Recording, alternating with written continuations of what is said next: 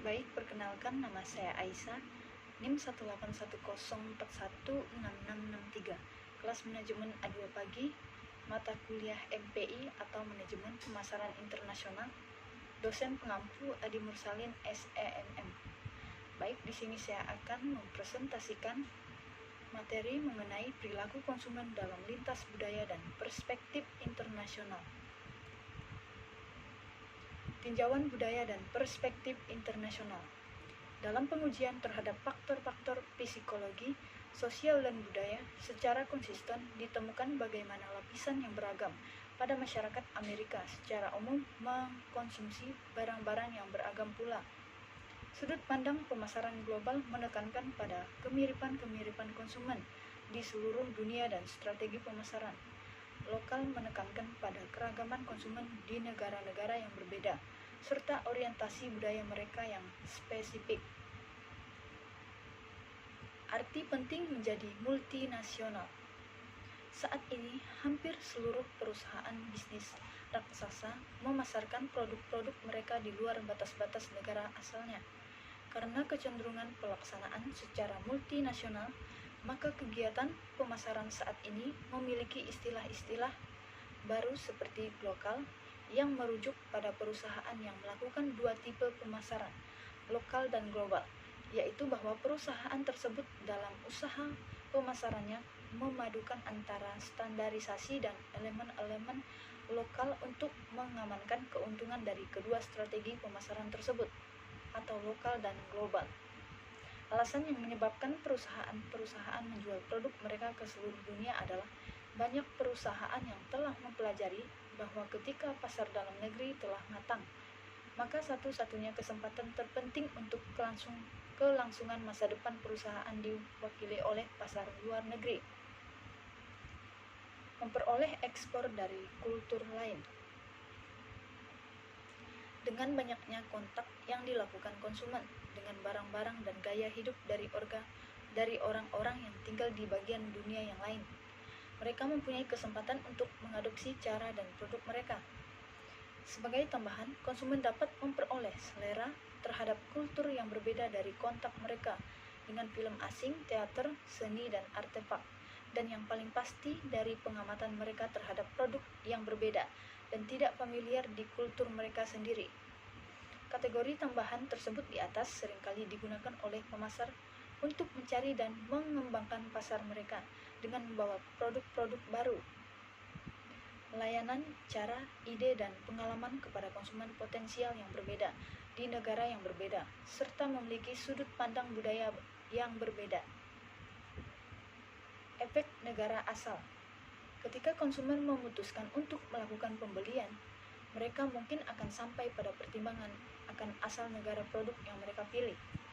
Para peneliti menunjukkan bahwa konsumen menggunakan pengetahuan mereka tentang di mana produk tersebut dibuat sebagai evaluasi pilihan pembelian mereka. Efek negara asal ini muncul karena konsumen seringkali sadar bahwa nama perusahaan atau merek tertentu berhubungan dengan negara tertentu. Analisis konsumen secara lintas budaya. Untuk menentukan bagaimana memasuki pasar di luar negeri, pelaku pasar perlu mengadakan suatu bentuk analisis konsumen secara lintas budaya. Analisis konsumen secara lintas budaya ini adalah usaha untuk menentukan derajat persamaan dan perbedaan antara dua atau lebih negara. Analisis tersebut dapat menyediakan pemahaman terhadap karakteristik psikologis, sosial, dan budaya konsumen yang menjadi target bagi pelaku pasar, sehingga mereka dapat mendesain strategi pemasaran yang efektif. Persamaan dan perbedaan individu. Pemahaman mengenai persamaan dan perbedaan yang ada pada negara-negara yang sangat penting bagi pelaku pasar multinasional yang harus menyusun strategi yang tepat untuk meraih konsumen di suatu negara yang spesifik.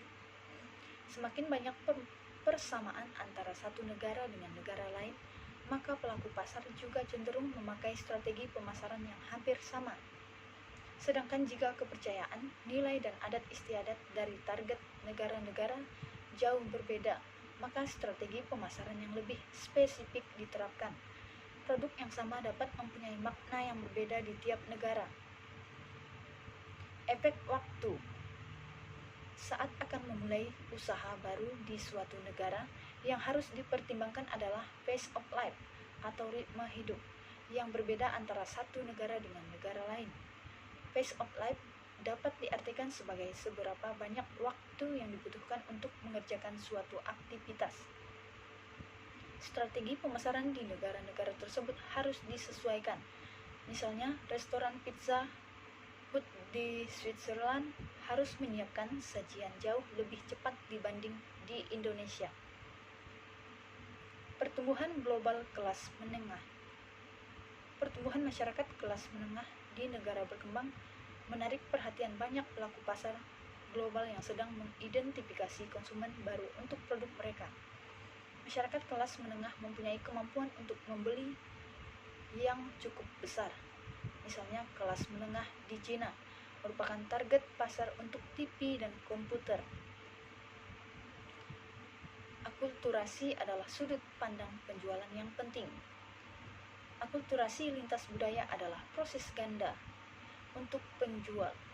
Pertama, penjual harus mengenalkan dengan seksama diri mereka nilai-nilai, kepercayaan dan adat istiadat dari masyarakat yang baru untuk posisi dan pasar yang tepat bagi produk mereka. Yang kedua, untuk mendapatkan penerimaan bagi produk baru di masyarakat asing, mereka harus mengembangkan satu strategi yang mendorong anggota masyarakat untuk merubah atau memecahkan tradisi mereka sendiri. Karakteristik naluriah dari analisis lintas budaya.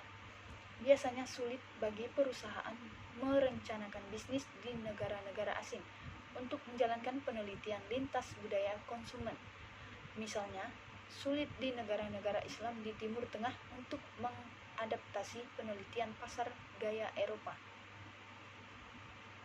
Teknik mengadakan penelitian. Masalah lain pada penelitian perdagangan internasional menekankan pada skala pengukuran. Untuk menghindari masalah pengukuran penelitian, para peneliti konsumen harus membiasakan diri mereka dengan keterbatasan pelayanan penelitian di negara-negara yang mereka evaluasi sebagai pasar yang potensial dan harus mempelajari bagaimana mendesain penelitian penjualan yang akan menghasilkan data yang berguna. Peneliti harus ingat bahwa perbedaan budaya dapat membuat metodologi penelitian yang standar menjadi tidak sesuai. Strategi alternatif multinasional atau global versus lokal. Tantangan dasar untuk banyak eksekutif yang merenungkan penjualan multinasional adalah untuk memutuskan apakah menggunakan pembagian kebutuhan dan nilai-nilai sebagai strategi segmentasi atau menggunakan rintangan nasional sebagai strategi segmentasi. Menciptakan sebuah merek dunia. Beberapa perusahaan telah menciptakan produk bermerek dunia yang dihasilkan, dikemas dan diposisikan dengan cara yang sama tanpa menghiraukan negara di mana produk itu dijual. Penjual produk-produk dengan pasar yang luas menggunakan sebuah word branding strategi. Contohnya Gillette, Estée Lauder, Unilever, dan Plot. Juga menggunakan periklanan global untuk bermacam-macam produk dan layanan. Pemasaran global yang adaptif. Dalam membedakan strategi komunikasi pemasaran yang menekankan pada pesan umum, beberapa perusahaan melakukan strategi yang menyesuaikan iklan mereka dengan nilai-nilai khusus kebudayaan.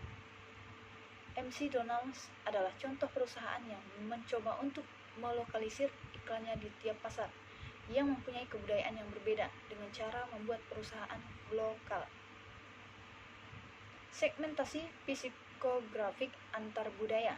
Terdapat perbedaan sikap atau perilaku yang penting dalam menentukan kepuasan antar konsumer, yang memungkinkan munculnya pembagian konsumer berdasarkan perbedaan kultur. Beberapa perusahaan mungkin mendirikan strategi global branding, sedangkan perusahaan lainnya dibentuk dengan strategi individual atau lokal marketing. Kesalahan marketing. Kegagalan dalam mengerti perbedaan. Yang pertama, masalah produk. Marketers internasional seringnya menolak untuk memodif memodifikasi produknya untuk memenuhi keinginan budaya lokal. Marketers Amerika yang menjual produk makanan di Jepang seringnya menemukan kesulitan yang akhirnya mengharuskan mereka mengubah karakteristik asal produknya. Untuk mengatasi masalah jebakan budaya seperti itu, maka marketers harus memastikan dengan teliti apakah karakteristik fisik produk mereka bisa diterima di pasar baru atau tidak. Yang kedua, masalah promosi. Ketika berkomunikasi dengan konsumen di berbagai negara, pesan promosi harus konsisten dengan bahasa dan budaya yang tepat dengan target masyarakatnya. Contohnya, perusahaan 7up sukses dengan tema Uncola di pasar US menjadi tidak tepat bagi banyak pasar asing karena hal itu tidak dialihbahasakan dengan baik dengan bahasa setempat. Yang ketiga, masalah harga dan distribusi. Marketers internasional harus menyesuaikan peraturan harga dan distribusi mereka dengan kondisi ekonomi dan tradisi lokal. Sebagai contoh, di banyak negara berkembang, produk ukuran kecil sering menjadi keharusan karena konsumen tidak dapat mengeluarkan biaya yang banyak untuk ukuran yang lebih besar, yang lebih populer di US dan negara kaya lainnya. Sekian presentasi dari saya. Terima kasih.